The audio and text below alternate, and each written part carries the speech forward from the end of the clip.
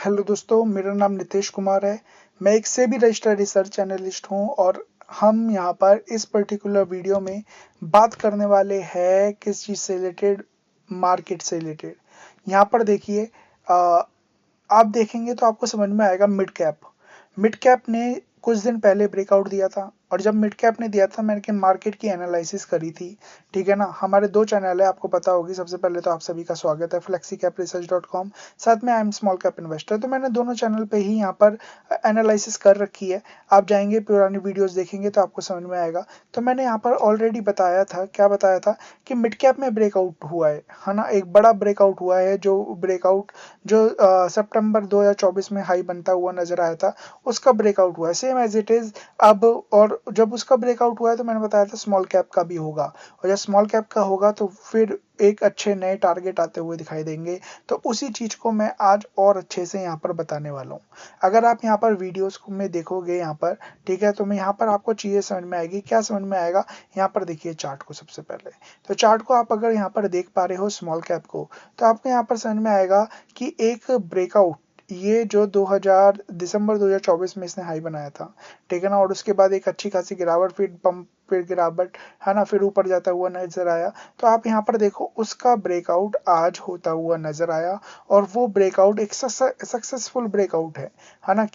कुछ breakout unsuccessful होते हैं, कुछ ब्रेकआउट सक्सेसफुल होते हैं। तो यहाँ पर आप देखोगे तो एक सक्सेसफुल ब्रेकआउट होता हुआ नजर आया है, ठीक है ना। अगर इसे यहाँ पर होल्ड कर लेता है तो और तेजी बन सकती है, बट मैं आपको कुछ और दिखाना चाहता हूँ।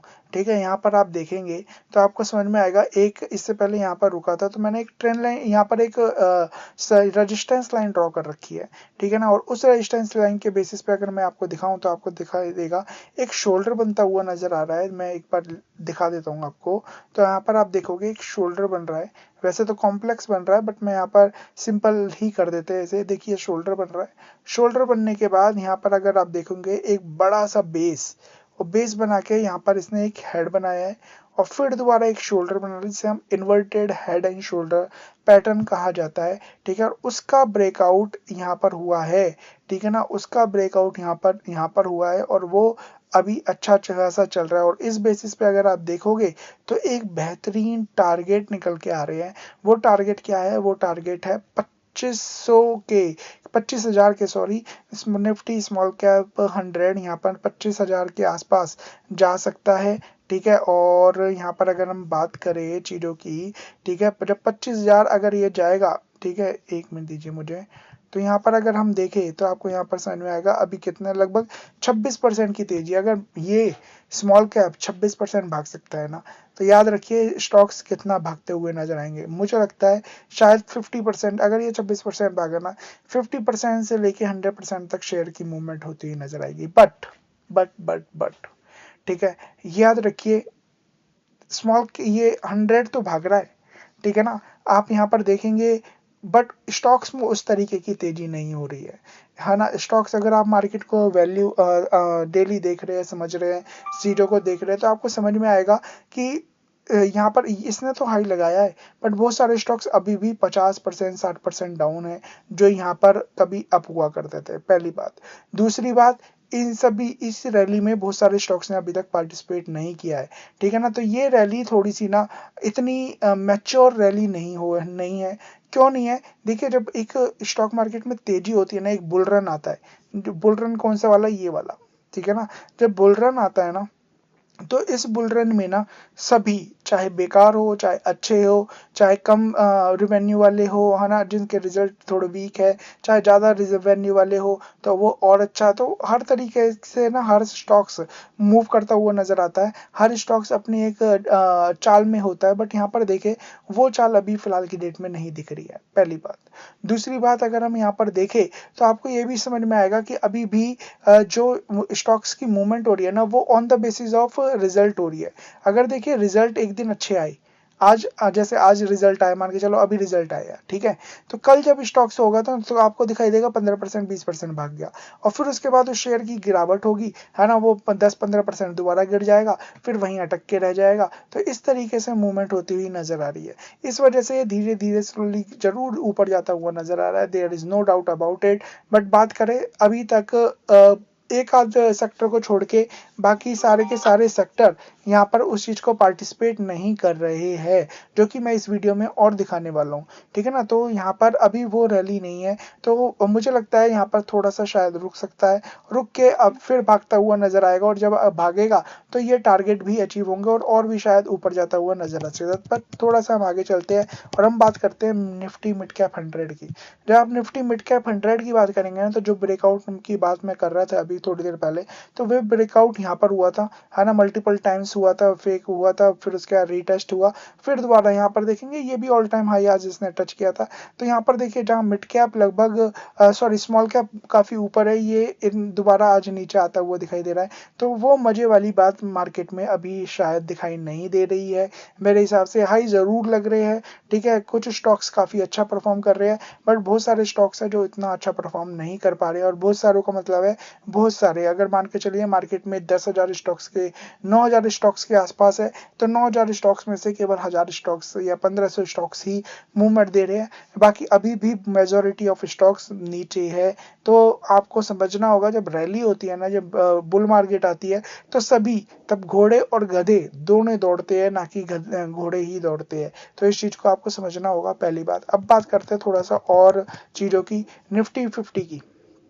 निफ्टी 50 की बात करें तो निफ्टी 50 आज भी देखिए पॉजिटिव जरूर बंद हुआ है, बट स्ट्रगल कर रहा है यहाँ पर, है ना। यहाँ पर भी देखो एक ब्रेकआउट 3C पैटर्न का ब्रेकआउट यहाँ पर पेंडिंग है। ठीक है ना, और ये लगभग 26,000 के आसपास जाएगा, तो इसके भी एक ब्रेकआउट होगा, और फिर उसके बाद यहाँ पर भी एक लगभग 30,000 तक की एक मूवमेंट आ सकती है, जो कि हम पहले भी यहाँ पर एनालाइज करके बता चुके हैं कैसे एक कप और हैंडल का पैटर्न बनाता हुआ नजर आ रहा है। ठीक है, दूसरी अगर हम बात करें थोड़ा सा निफ्टी बैंक की, तो निफ्टी बैंक ने पहले बहुत अच्छा परफॉर्म किया था। ठीक है ना, सबसे पहले लीड ही इसने दिलाई थी, और अभी की बात करें तो यहाँ देखिए यहाँ पर ये स्ट्रगल करता हुआ नजर आ रहा है, कभी गिर रहा है फिर ऊपर जा रहा है फिर गिर रहा है, तो यहाँ पर एक कंसोलिडेशन फेज में ये फंसा हुआ है। यहाँ पर इसका भी एक 3C पैटर्न का ब्रेकआउट होना है, इस पर्टिकुलर रेंज से होगा तो ये भी ऊपर जाएगा। और सबसे अच्छे रिजल्ट की बात करूं तो इस बैंक के ही आते हुए नजर आ रहे हैं। पीएसयू बैंक की अगर हम बात करें, क्योंकि पीएसयू बैंक काफी अच्छा परफॉर्म कर रहा है ना, तो यहाँ देखिए इसने ब्रेकआउट दिया है, बट अभी हम देखें तो इसका भी 3C पैटर्न के ब्रेकआउट यहाँ पर पेंडिंग है। ठीक है ना, तो हर चीज को आपको यहाँ पर तोलना होगा, टटोलना होगा, तभी जाके यहाँ पर चीजें समझ में आएगी। साथ में अगर आप देखेंगे आज आरबीआई की पॉलिसी भी, मॉनेटरी पॉलिसी का भी आया था, है ना, वहां पर उन्होंने कुछ इन्फ्लेशन बढ़ाई है। ठीक है ना, इन्फ्लेशन बढ़ाई है, साथ में जीडीपी का डेटा उन्होंने कहा है कि थोड़ा सा बढ़ के आएगा, तो वो सब चीज भी यहाँ पर मैटर करता हुआ नजर आएगा।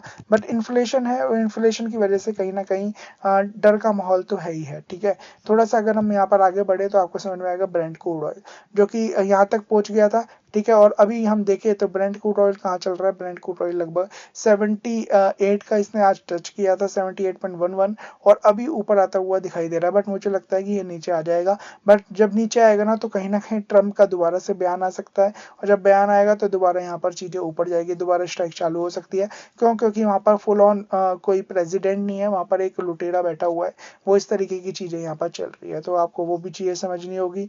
थोड़ा सा अगर हम बात करें और चीजों की, तो आप अमेरिकन मार्केट वगैरह देखना चाहते हो तो वो भी यहाँ पर देख लीजिए, आपको थोड़ा सा आइडिया लग जाएगा कि वहां पर एग्जैक्टली क्या हो रहा है। तो वहां पर देखिए हाई बन रहे हैं, जस्ट बिकॉज वहां पर ये ईरान का वॉर खत्म हो गया, तो वहां हाई बन रहे हैं, है ना। नेस्डैक की बात करें तो देखिए जो फायदा मार्केट को हो रहा है, जिस मार्केट को एक्चुअली सबसे अच्छा फायदा हो रहा है, वो केवल अमेरिकन मार्केट को हो रहा है, और बाकी किसी मार्केट को नहीं हो रहा। साथ में अभी कोरियन मार्केट अच्छा चलता था। ठीक है ना, कॉस्पी की अगर हम बात करें कोरियन मार्केट, बट यहाँ पर आप देखेंगे वहां पर एक स्टेज 4 आती हुई नजर आई, है ना। अभी यहाँ नीचे से बाउंस बैक हुआ है, बट अभी भी चार्ट यहाँ पर वीक है, यहाँ पर देखिए अच्छा खासे गिरावट आपको दिखाई देती है। तो फायदा जिसे हो रहा है केवल अमेरिकन मार्केट को हो रहा है, और कुछ नहीं। थोड़ा सा और दूसरे इंडाइसिस देख लेते हैं एक बार आपके लिए। तो आईटी देखिए, आईटी बिल्कुल भी यहाँ पर ऊपर जरूर गया है, यहाँ पर स्ट्रगल कर रहा है, एक रेजिस्टेंस है, इसके ऊपर गया तो शायद दोबारा ऊपर जा सकता है। बट अब यार हम यहाँ पर बात करें, रिजल्ट काफी इंप्रेसिव अच्छे आते हुए दिखाई दिए है बहुत सारी कंपनीज के, बट इतना ज्यादा अब देखिए यहाँ पर वो कोस्पी और दूसरी मार्केट चल रही है, तो यहाँ पर इसने अब रुकना शुरू कर दिया, शायद यहाँ से फिर गिरा रेजिस्टेंस है, तो यहाँ पर शायद गिरावट भी हो जाए, तो कुछ नहीं कहा जा सकता। देखिए इसने पार्टिसिपेट नहीं किया, फाइनेंशियल्स ने अभी पार्टिसिपेट नहीं किया है ना। अभी और तो यहाँ पर बात करें तो आप यहाँ पर देखेंगे ऑटो, केवल ऑटो लीड कर रहे हैं, क्योंकि ऑटो सेक्टर इसके नंबर, साथ में आप बात करें ऑटो सेक्टर की जो कंपनीज है उनके जो इस क्वार्टर के जो नंबर्स है वो अच्छे आते हुए दिखाई दे रहे हैं, तो तो ये एक पर्टिकुलर सेक्टर है जो लीड करता हुआ नजर आ रहे हैं। इन्हीं के स्टॉक्स आज 15% 20% भी भागे हैं, जाके देखना तो आपको समझ आएगा। फार्मा एक फार्मा है, क्योंकि फार्मा को किसी तरीके की प्रॉब्लम नहीं है, इस वजह से मेटल ने अच्छा किया, तो मेटल भी आज भागते हुए नजर आ रहे हैं बेस बना के। बट बात करें ओवरऑल जो मेन सेक्टर है, फाइनेंशियल्स, बैंक्स, आईटी, है ना, वो एफएमसीजी जो यहाँ पर कुछ के अच्छे आ रहे हैं, कुछ के अच्छे नहीं आ रहे, ठीक है ना, तो मिले जुले नंबर एक बार कहेंगे। तो यहाँ पर उन चीज़ों ने यहाँ पर पार्टिसिपेट नहीं किया है। रियलिटी थोड़ा सा सही करने की कोशिश कर रहा है, बट एक अभी रेंज में अटका हुआ निकलेगा तो अच्छा रहेगा। तो सभी जब सेक्टर पार्टिसिपेट करेंगे, या सभी यहाँ पर चीज़ें अच्छी होती हुई नजर आएगी, तब जाके यहाँ पर होगा अच्छा, अदरवाइज थोड़ा सा वेट करना होगा। केमिकल थोड़ा सा अच्छा कर रहा है ना, तो यहाँ पर आप देख भी सकते हैं केमिकल ने ब्रेकआउट भी दिया है, तो केमिकल शायद अच्छा कर सकता है। तो आपको देखना है कि आप किस सेक्टर में हो, सेक्टर के हिसाब से फिर आप कौन से स्टॉक्स में हो, ठीक है ना, और क्या आपके पास बहुत सारे स्टॉक्स है जो यहाँ पर अगर ब्रेकआउट हो रहे हैं तो वहां पर भी ब्रेकआउट हो रहे हैं, वहां पर भी निकल रहे हैं, तो वो सब चीज़ों को आपको देखना होगा। अगर आप 50% 60% पर नीचे है, ठीक है ना, कम लॉन्ग टर्म के व्यू से है तो बात अच्छी है ना, तब तो बाय ऑन डिप्स की रणनीति अच्छी बन सकती है उस केसेस में, डिपेंड ऑन कंपनी के फंडामेंटल। बट अगर हम बात करें अभी अगर नहीं चल रहा है तो कुछ ना कुछ कमी है, और वो शायद over a period of time खत्म होगी, या कैसे होगा वो यहाँ पर देखना पड़ेगा। बट हम बात करें अभी, तो बाइंग सेलिंग की कोई रिकमेंडेशन नहीं है। मार्केट इसी तरीके से चल रही है। दोनों चैनल को सब्सक्राइब कर लीजिएगा। देखिए हमने flexicapresearch.com, ये हमारी वेबसाइट है, नीचे लिंक भी मिल जाएगा, आप चाहे तो नोट भी कर लीजिए, FLEXICAPRESEARCH.com। तो यहाँ पर flexicapresearch.com पर जाएंगे तो जिस हिसाब से हम काम करते हैं वो ये है। साथ में हमारी जो अप्रोचेस के साथ साथ हमारी जो काम करने का तरीका और जो सिखाने का तरीका है वो भी इसी चीज़ पर डिपेंड करता है। उसी चीज़ के बेसिस पे हमारी कॉल्स भी रहती है, तो आप हमें यहाँ पर ज्वाइन कर सकते हैं। बाइंग सेलिंग की कोई रिकमेंडेशन नहीं है। Thank you so much, God bless.